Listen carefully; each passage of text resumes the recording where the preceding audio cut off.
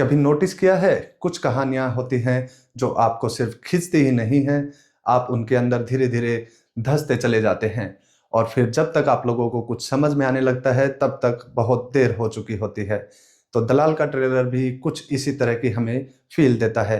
ये ट्रेलर ज़्यादा लाउड नहीं है, ये चिल्लाता नहीं है, ये आपको चुपचाप ऑब्जर्व करने के लिए दिखाता है और ये ऑनेस्टली ज़्यादा डेंजरस होता है।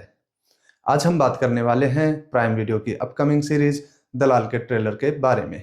तो पहली नज़र में ये एक क्राइम थ्रिलर लग सकती है, लेकिन ट्रेलर क्लियरली कुछ नहीं कह रहा है और ये सिर्फ क्राइम की कहानी नहीं है, ये पावर की कहानी है, सिस्टम की कहानी है और उन लोगों की कहानी है जो सिस्टम के बीच में पिस जाते हैं। तो ट्रेलर का टोन यहाँ पे डायरेक्टर ने डार्क रखा है, लेकिन स्टाइलाइज बिल्कुल भी नहीं लगता। ये बिल्कुल रॉ और अनकंफर्टेबल फील करा देने वाला टाइप ऑफ ट्रेलर यहाँ पे है। तो ट्रेलर कहानी के बारे में यहाँ पे कुछ भी रिवील नहीं करता, क्योंकि यही इसकी सबसे बड़ी ताकत है। तो हमें सिर्फ इतना ही दिखाया जाता है कि यहाँ पे कुछ गलत हो रहा है, कुछ लोग इससे छुपाने की कोशिश करते हैं और कुछ लोग उसमें फंस चुके होते हैं। तो यहाँ हीरोज और विलेंस को भी क्लियर नहीं रखा गया है, क्योंकि ये फिल्म डार्क होने वाली है। तो यहाँ पे जैसा कि बोला गया है, दलदल का मतलब सिर्फ कीचड़ नहीं होता है, ये वो जगह होती है जहाँ पे सही और गलत के बीच की लाइन ब्लर हो जाती है।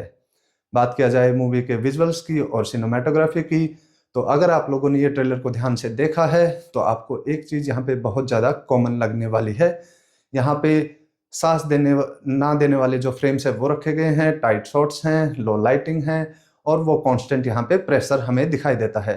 तो ये ट्रेलर जो है आपको एक मूड भेज रहा है, ऐसा मूड जहां हर कैरेक्टर थोड़ा गिल्टी लगता है, चाहे उसने कुछ किया हो या ना ही। अगर बात की जाए यहाँ पे परफॉर्मेंस को लेके, तो ट्रेलर के अंदर सबसे पहले भूमि पेडनेकर, उनका यहाँ पे काम बहुत ही खूबसूरत नज़र आता है। ओवर एक्टिंग का तो यहाँ पे कोई स्कोप रखा ही नहीं गया है, डायलॉग यहाँ पे कम है लेकिन साइलेंस ज़्यादा बोलता है।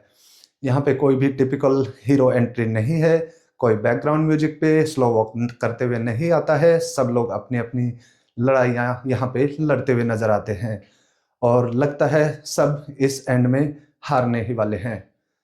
तो बात करते हैं, क्या ये कंटेंट हमारे आज के टाइम के जो मूवीज आ रही हैं उसमें बहुत हो गया है, जैसे कि क्राइम, मर्डर, पॉलिटिक्स, माफिया, ये बहुत ज़्यादा देखने को मिल रहा है, बट ये यहाँ पे हमें कुछ अलग ही डिलीवर करने वाले हैं।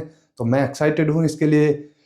तो यहाँ पे ये मूवी जो है आपसे किसी भी तरह का कोई जजमेंट नहीं मांगती। ये मूवी आपको क्लियरली ये चीज़ कहना चाहती है कि बस देखते रहो और आप सरप्राइज हो जाओगे। तो कुछ लोग कहेंगे कि ट्रेलर स्लो है, एक्सप्लोजन्स नहीं है, ट्विस्ट रिवील नहीं किया गया, लेकिन सच में यही सही है।